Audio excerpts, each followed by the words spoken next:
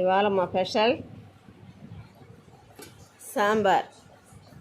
దోసకాయ, మునక్కాయ, బెండకాయ, వంకాయ, ముల్లంగి అన్నీ వేసి పెట్టిన సాంబార్. వండేటప్పుడు చీపీ లేదు, ఎండలు ఎక్కువగా ఉన్నాయి, చేయలేకపోతున్నాం. మాకు కరెంటు లేదు, అందువల్ల ఈ విధంగా వేరువేరుగా తీసి గిన్నెల్లో పెట్టి చూపిస్తున్నాను. చూడండి, చాలా బాగున్నాయి. ఇది వచ్చేసి దోసకాయ పప్పు.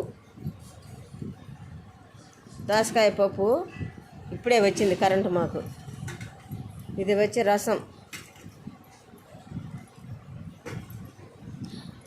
రసము మామూలుగానే చేసాము, ఎప్పుడు చేసినట్టుగానే చేస్తాము.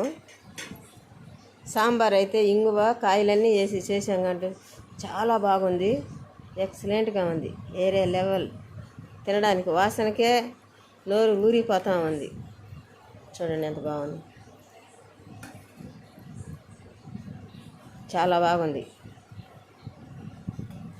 దోసకాయ పప్పు అంటే నాకు చాలా ఇష్టం, అందుకని దోసకాయ పప్పు వేడిగా ఉంది. దోసకాయ పప్పు, రసము, సాంబార్. మీరు కూడా ఒకసారి ఇలా చేసుకొని తినండి. అంటే ఐటమ్స్ నేను చీపలేదు అని అనుకోవద్దు. మామూలుగా సాంబార్ అందరం చేసుకున్నట్టే చేశాను, కాకపోతే కొంచెం స్పెషల్గా చేశాను. అది చూపించలేకపోయాను, కరెంట్ లేదు, బాగా చీకటిగా ఉంది. మామూలుగా మునక్కాయ, బెండకాయ, దోసకాయ, ముల్లంగి, ఉల్లగడ్డ, ఎర్రగడ్డలు ఎత్తుకొని గడ్డలుగానే వేసాను. మీకు సాంబార్ నేను చేసేది ఎప్పుడు చీపలేదు కదా, సరే ఈరోజు చీపిద్దాం అనుకున్నాను. చీపిలో టమాటోలు కూడా కాయలుగానే చేసేసాను. దోసకాయ పప్పు బాగానే ఉంది. దోసకాయ పప్పు ఇష్టం కాబట్టి ఎప్పటి నుంచో చేయాలా అనుకుంటున్నా. ఈరోజు చేశాను, చీపేయడానికి కుదరలా, కానీ గిన్నెల్లో వేసాను. రసం అంటే మామూలే, నేను ఎప్పుడైనా ఒకేలాగా చేసేది రసము. అవి చేశాను, కానీ మూడైతే చాలా బాగానే కుదిరాయి. తినడానికి కూడా బాగానే రుచిగానే ఉన్నాయి. మీరు కూడా ఒకసారి ఇలా చేసుకొని తిని చూడండి, సూపర్గా ఉన్నాయి. ఒకసారి చూడండి ఇలాగే చేసుకొని. 3 రకాలు, 3 ఐటమ్స్.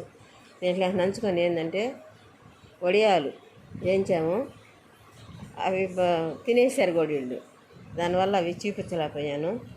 మళ్ళీ గుడ్డు తెచ్చి వేసుకుంటాం ఆమ్లెట్ అన్నారు, అందుకని వడియాలు అయితే వాళ్ళు తినేసారు. వీళ్ళు గుడ్లు ఎప్పుడు తెచ్చుకొని వేసుకుంటారు ఏమో తెలీదు.